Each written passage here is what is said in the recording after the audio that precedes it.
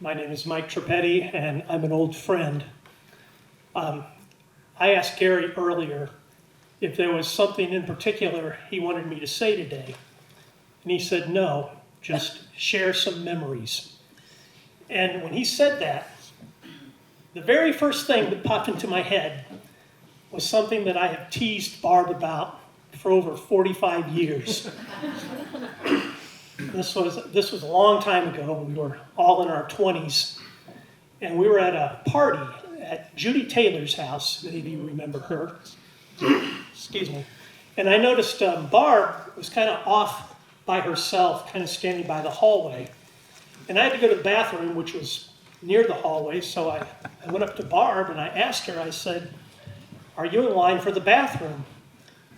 And Barb looked at me and she said, "There's pot in the brownies."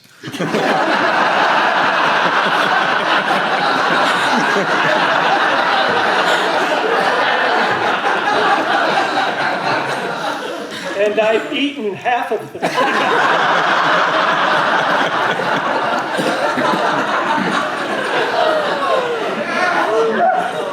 And then she threw up.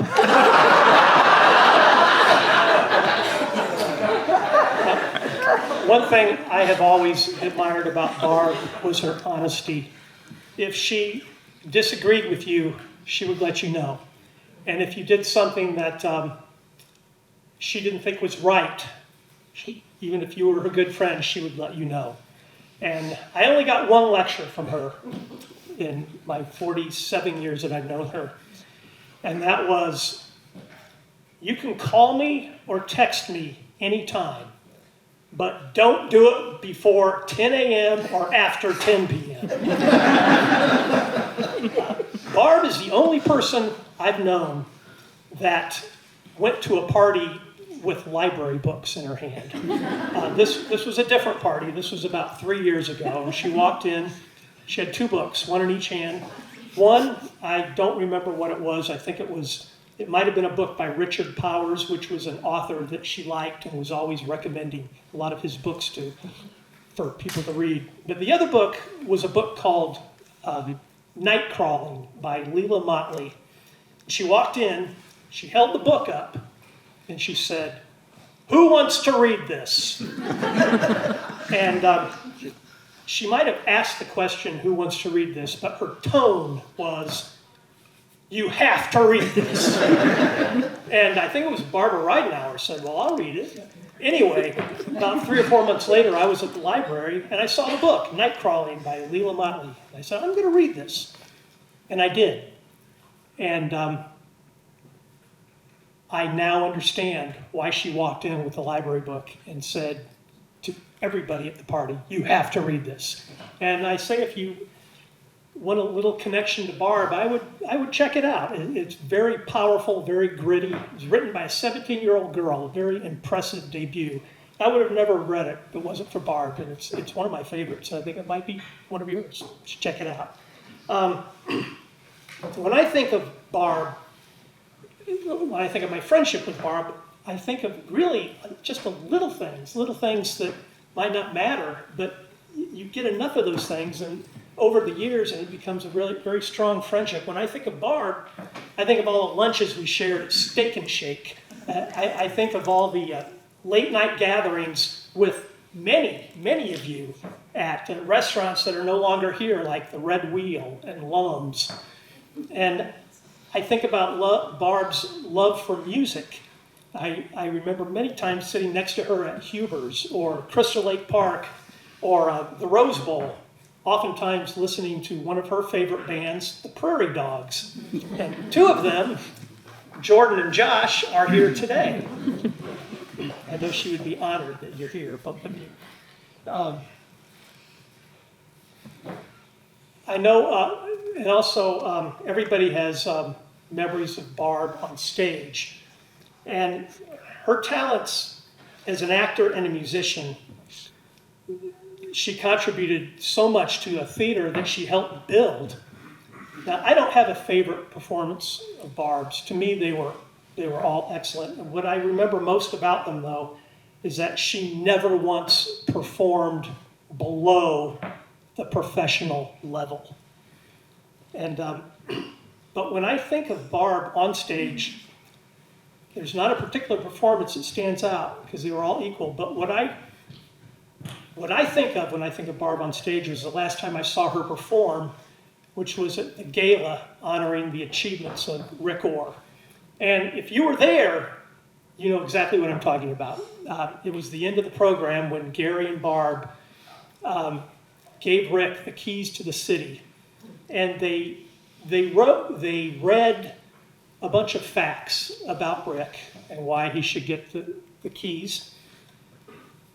They were not funny, but it was the funniest thing of the evening. Their delivery, and Gary would give a delivery that was funny, and Barb would top him, and then Gary would top Barb, and then Barb would top Gary. And it was just, the timing was impeccable. And I think right now, when I think of a performance that I like, that's the one that's in my head.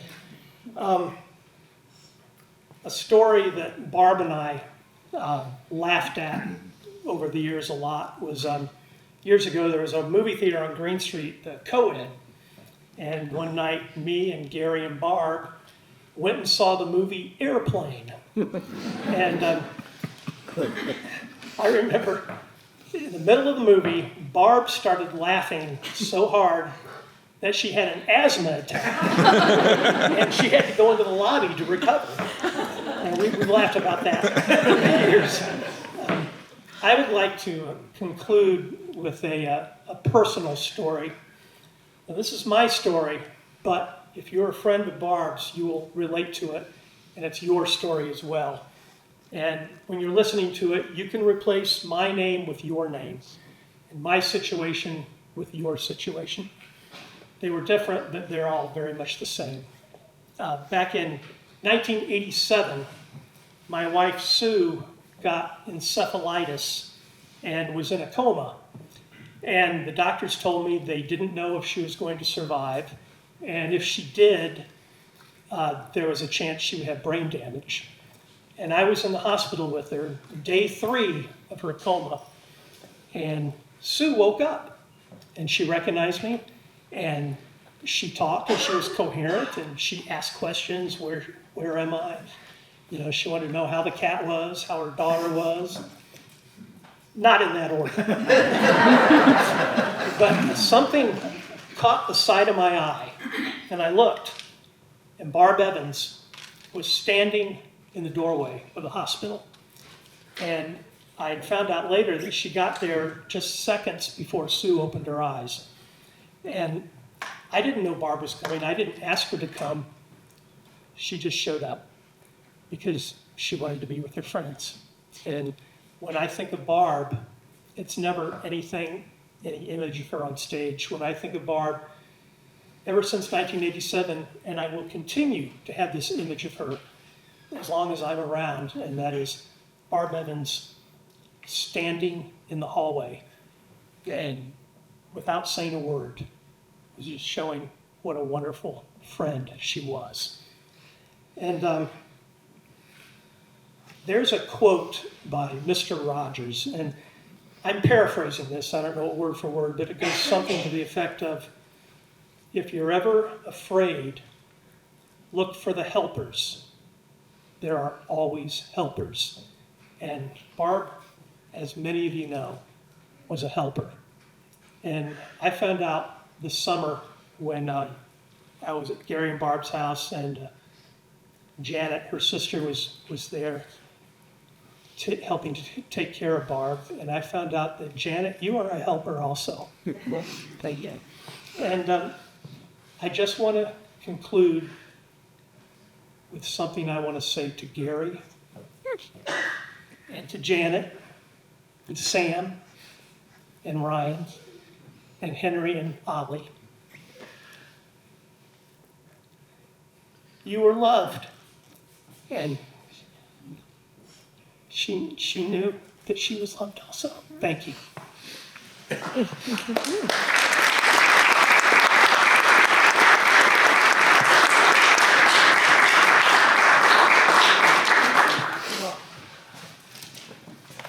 Okay.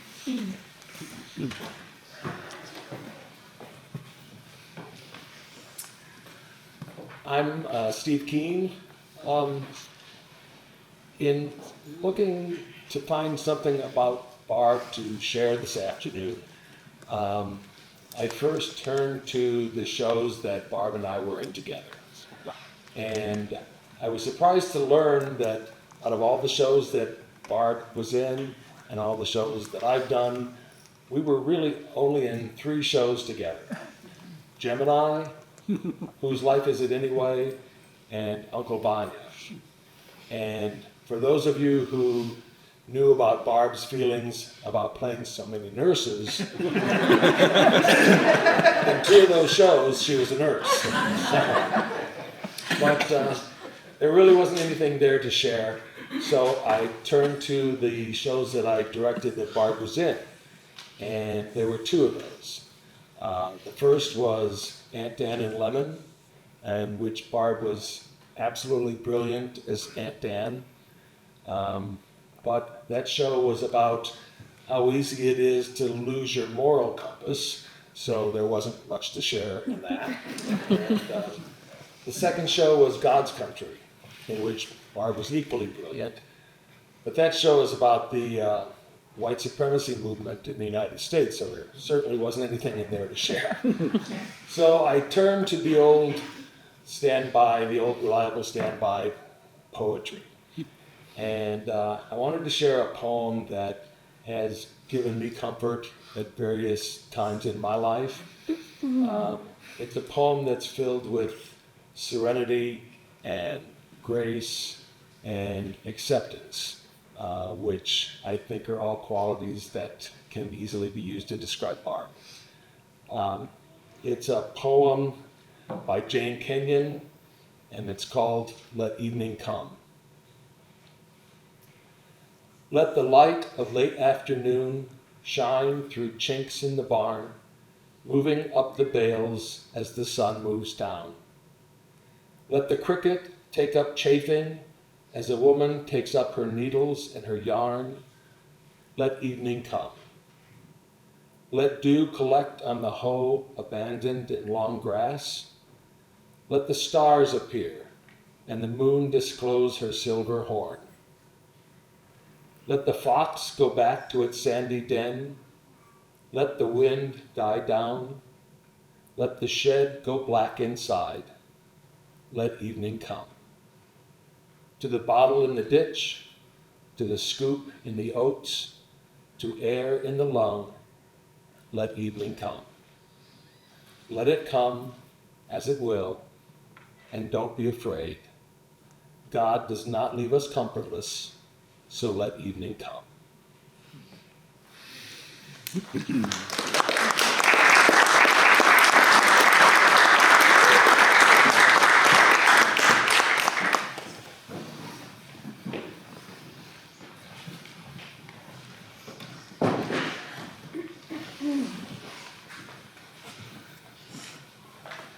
I'm Lindsay Markle. Matthew Green. We were asked to read something that Barb and Gary have read before for the Words in the Wind series. What Are You So Grumpy About? By Tom Lichtenheld. What are you so grumpy about? Did you get up on the wrong side of the bed? Did somebody leave the toilet seat up and you didn't notice? Hey! Were all your favorite clothes in the laundry so you had to wear an outfit that looked goofy? I look like Dad when he goes golfing. Did your mom and dad forget to buy your kind of cereal? Chocolate frosted honey glazed pre-sweetened marshmallow nodules. So you had to eat grown-up cereal? Boring Acres brand, 100% organic whole grain wheat bran and millet food substance. No fat, no sugar, no fun. A regular food. Did you get a package on your birthday? Oh boy! And it turned out to be boring stuff? Fruit of the Loom. Oh, that's nice. That's nice, honey. Just what you need. Did you have to do about 1 million chores? Dust dollhouse furniture, swab deck, arrange food in the refrigerator alphabetically, train cat to fetch paper, set clock on VCR, clean dog snot off patio door, polish garbage can lids, vacuum backyard, paint house, rotate tires on car, build new doghouse, count leaves on trees, etc., etc. Did your brother or sister touch you? Actual sibling physical contact with germs, cooties, or icky stuff? Did you stub your toe? Ow, ow, ow! Did your gravy touch your peas? I can't look! Gravy plus peas equals poison!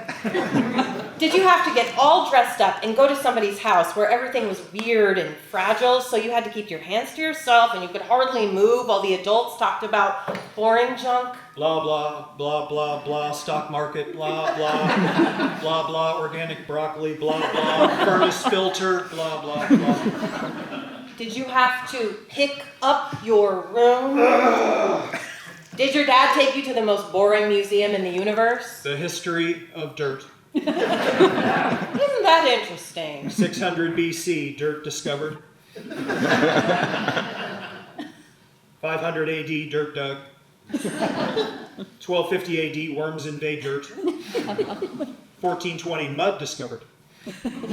Did your relatives come over and your grandma gave you a big hug? Daily Gazette Extra, boy lost in grandmother's bosom. Search party hears voice, remains hopeful. DeKalb, Illinois, little Bobby Yablonsky disappeared Sunday afternoon following an exuberant greeting from his grandmother, Greba Gillette. I had just tousled his hair and pinched his cheek, gasped a surprised Miss Gillette. Then I gave him a bear hug and poof, he was gone. Or the worst. Did somebody make you laugh while you were trying to be grumpy? And you forgot what you were grumpy about?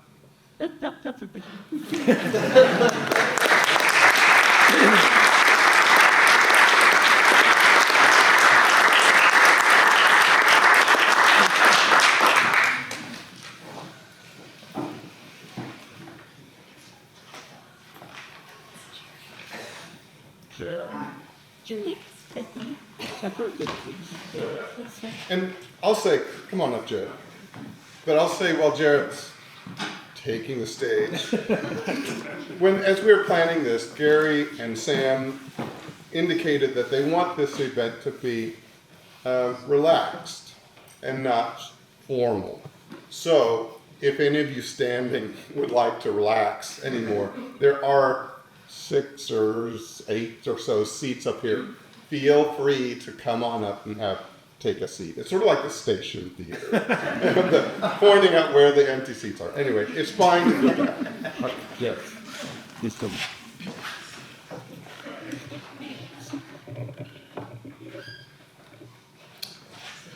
Hi everyone, my name is Jarrett Dapier, and I met Barb when Gary cast me in my first play at the Station Theater when I was 18, which completely changed my life.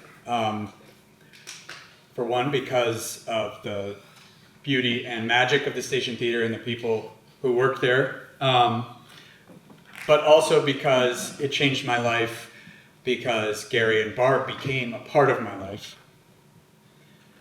Barb and I acted alongside each other in The Glass Menagerie in 1999, and I was Tom to her Amanda, and she, as others have mentioned, was utterly brilliant, bold, and beautiful in the role of Amanda, and also intuitive, because she seemed to know just exactly how to get under my skin in a way that made my character crazy.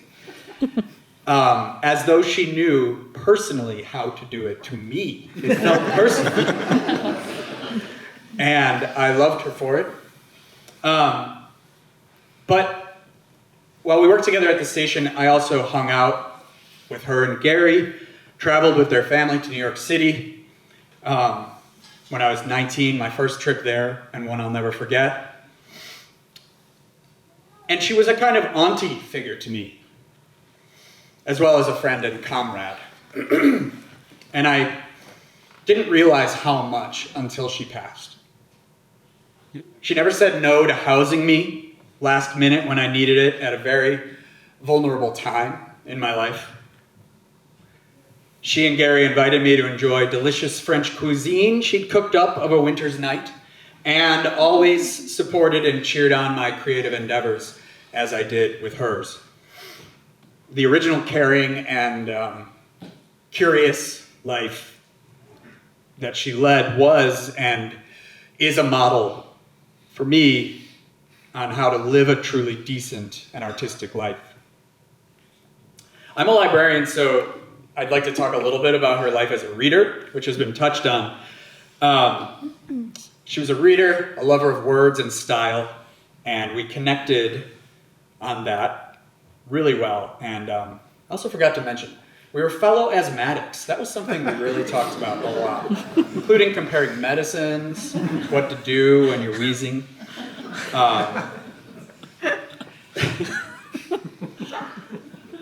When I drove down 2 days after Barb had died, one of the tasks Gary and I completed was returning the 4 library books that she still had checked out. She was a library user and reader to the very end. As all of you know, Barb was a constant patron of the Urbana Free Library, but after her stroke last year, there remained one particular lingering effect that bedeviled her. She could no longer read without a struggle for any length of time. Her focus was off and short-lived, and the mental effort it took for her to read was exhausting. But she did not give up. Gary said that she still tried and did manage to read several mysteries and thrillers and other books despite the struggle. One of the books she was intent on reading, according to Gary, during the last few months was Madeleine L'Engle's classic, A Wrinkle in Time. She'd read it several times since she was young, but Gary didn't know exactly why she felt so compelled to read this particular book. But she did it. She read the other books in the series too. Maybe she needed to read it because she saw herself in the eccentric and powerful and wise women who lead the children in the story on a dangerous and astonishing journey to find their father again. Indeed, last night I noticed in the book that the 3 women, when they meet each other after traveling through space and time, quote Macbeth saying, "When shall we 3 meet again?" Which is a role that Barb played at the Station Theater. Maybe it was because of the sorrow of the children in the book, whose father had gone missing through a tesseract at the edges of our universe. Maybe the pain and terror the children go through on their journey to find their dad was a kind of analog to her last year. Maybe it was just a way to revisit the experience and feelings of being a child. The children in the book are very brilliant, brave, and bold, even if they're nearly powerless in a world full of evil forces and unexplainable pain. Maybe that's how she felt over the last year, needing both emotional and physical care from her sister, her husband, her son, but also still undeniably, fiercely herself, which is to say, brilliant, bold, and brave. So, 20 years ago, Barb played a role up in Chicago in a play that I directed, and it was being remounted in this open air space along the lake, and the lead actress was unavailable, but we really wanted to do this remount, and we needed somebody to play the mother in this play, which was a role that never left the stage. And when I asked Barb, she immediately said, yeah. She learned the blocking. She arrived fully prepared, but she learned the blocking and all of the stage business during only 3 nights of tech, and then we opened. And her performance was brilliant, brave, and bold. And really, she was really funny in that play. It was called Crumble, Lay Me Down, Justin Timberlake. So one night I picked Barb up for rehearsal and I asked her how her day was. And she replied, "It was nice, except I took a walk near the lake this morning and not a single person looked me in the eye or said hello. I just don't get it. I'm not looking for much, but not acknowledging another person on a walk when you pass, it's plumb unnatural." And I was reminded of this comment. What? I was reminded of this comment yesterday when I visited, again, the Urbana Free Library, this time to close out Barb's library account. Maybe because I'm a librarian, I don't know, and a reader and library user, but taking care of this particular business overwhelmed me with the reality of Barb's passing. It was one of those moments which is natural in grief, in which I couldn't deny or compartmentalize this fact as a dream or something I'd imagined. And as I walked out, I got in the car, shaking, like now, and I thought to myself, the library without Barb as a patron? The Station Theater without Barb gracing the space? Urbana? Illinois? The Earth? Without Barb to laugh with, or talk with, or receive honest feedback from? It's just plumb unnatural. Thank you.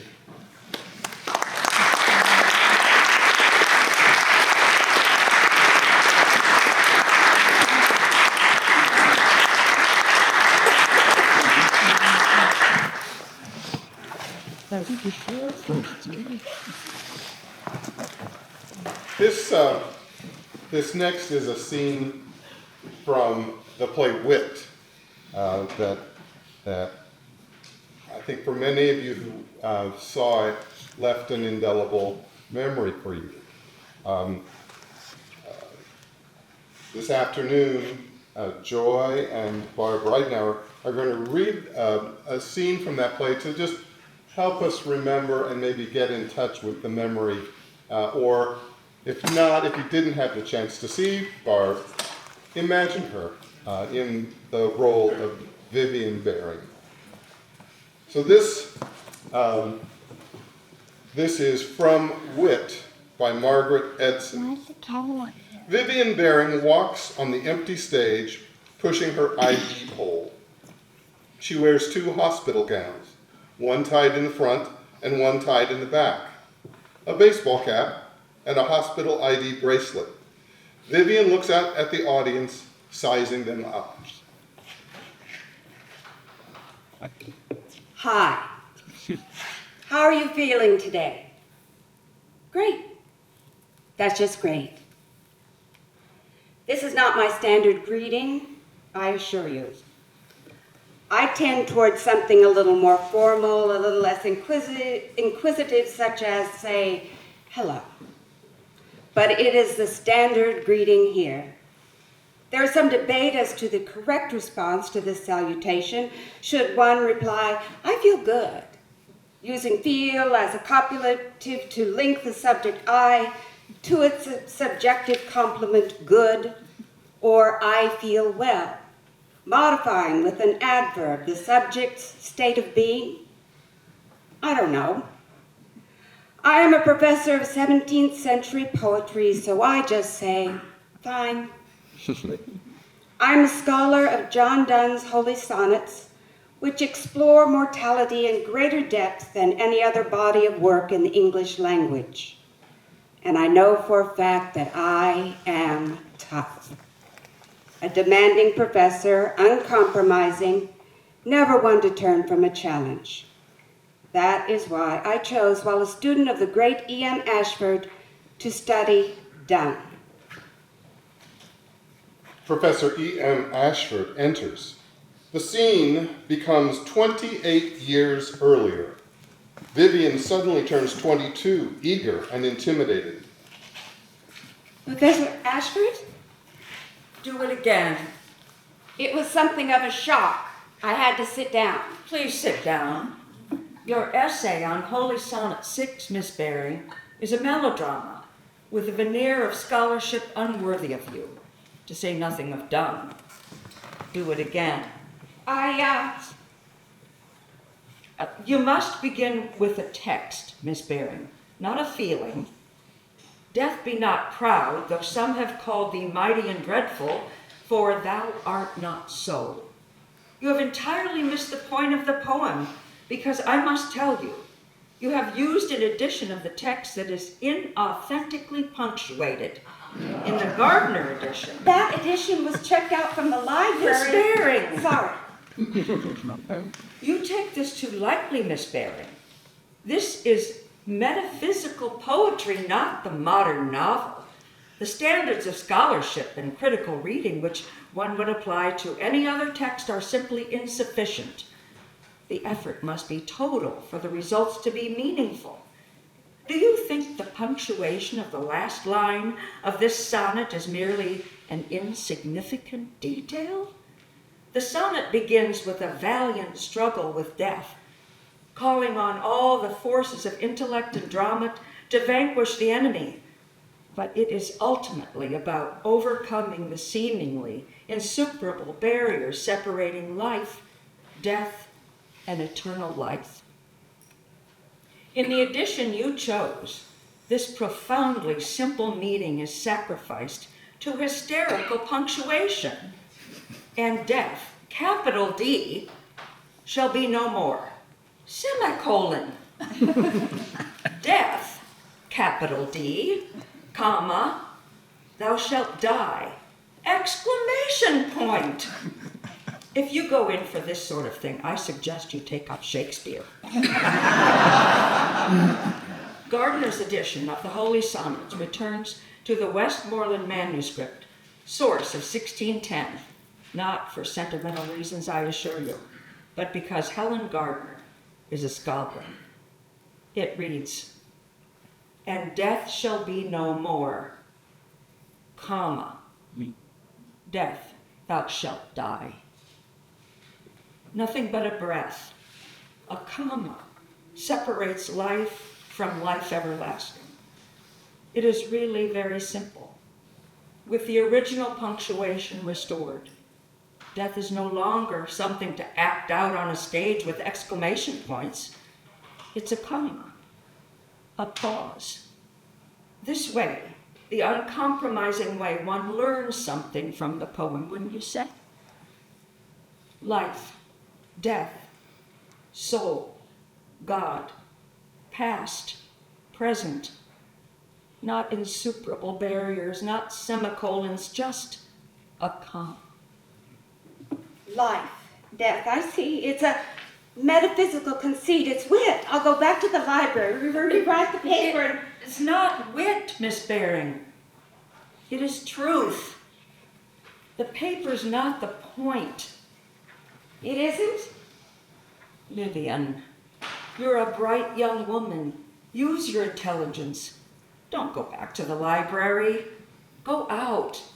Enjoy yourself with your friends. Professor Ashford slides off as Vivian gradually returns to the hospital. I went outside. The sun was very bright. I walked around past the... There were students on the lawn talking about nothing, laughing. The insuperable barrier between one thing and another is just a comma. Simple human truth, uncompromising scholarly standards. They're connected. I just couldn't. I went back to the library. Holy Sonnet number 6 by John Donne.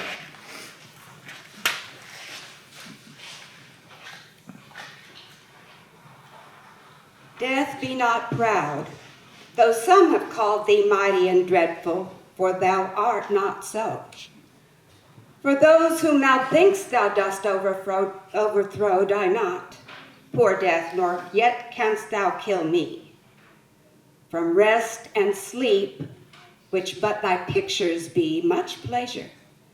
Then from thee much more must flow, and soonst our best men with thee do go, rest of their bones and soul's delivery. Thou art slave to the fate, chance, kings and desperate men, and dost with poison, war, and sickness dwell. And poppy or charms can make us sleep as well and better than thy stroke. Why swell'st thou then? One short sleep past, we wake eternally, and death shall be no more. Come, death, thou shalt die.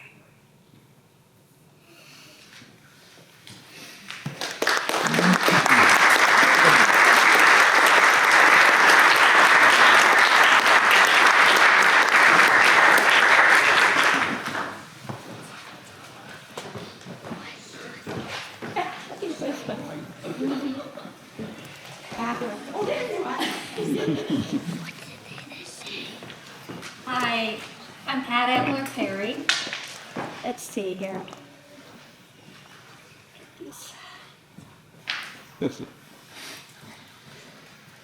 Oh.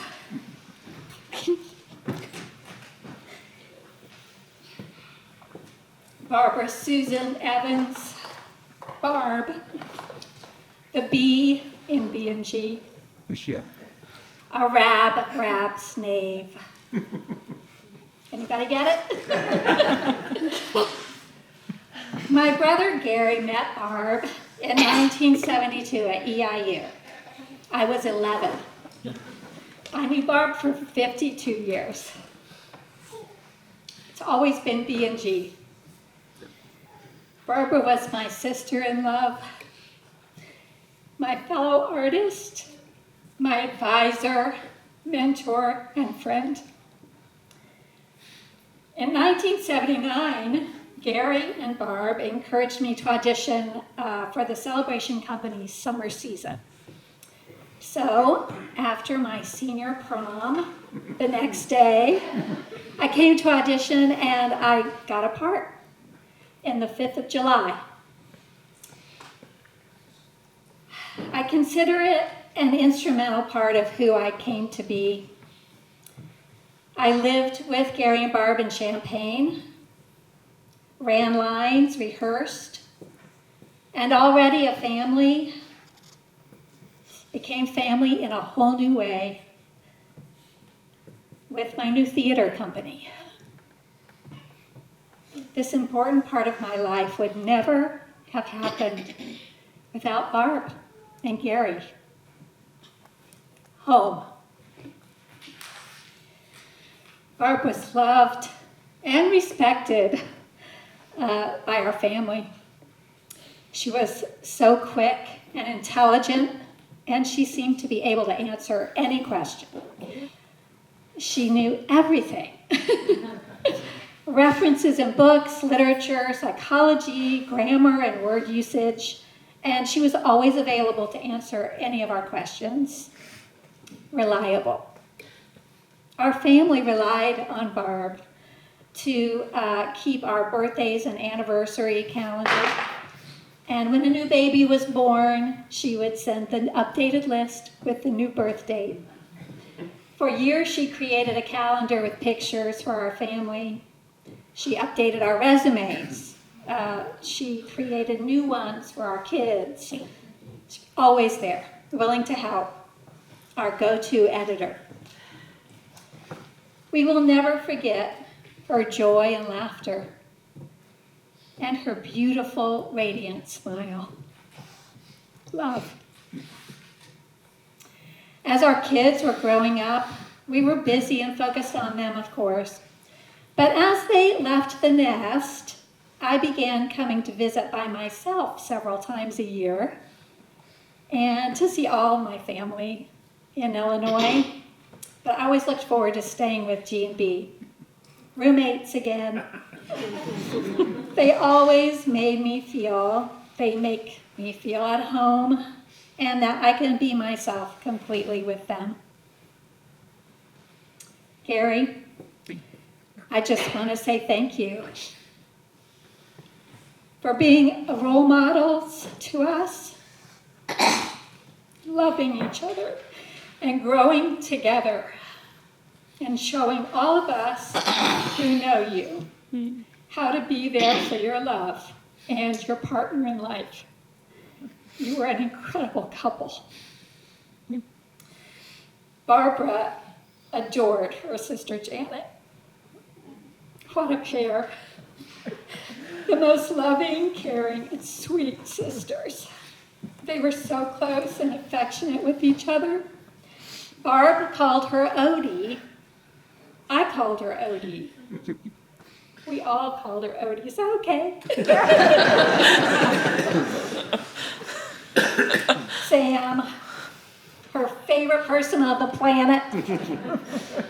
Sam, when you were born, it was as if a whole new part of Barb was born also. You completed her. And to say she was a devoted and doting mother is an understatement. Ryan, we all love you so much. We're so lucky you're part of our family. And dear Henry and Ollie, your Nana loved you beyond measure.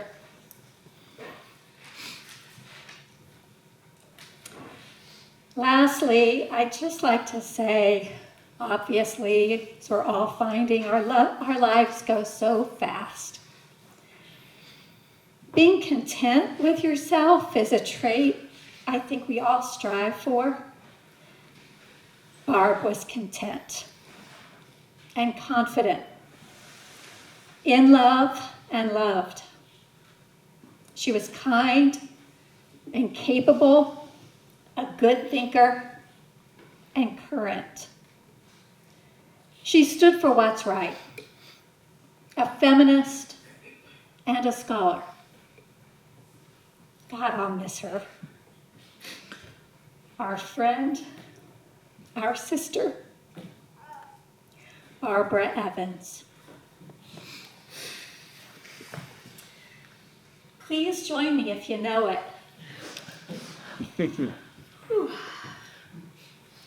Good morning, starshine. The earth says hello. We twinkle above us. You twinkle below. Good morning, starshine. You lead us along, my love and me, as we sing our early morning singing song. Glitty-glop, gloopy, gloopy, nothing can be la la la la la. I know more, you know. Saba, sibi, saba, gooby, abba, naba, dee, la la. Gooby, abba, naba, early morning singing song.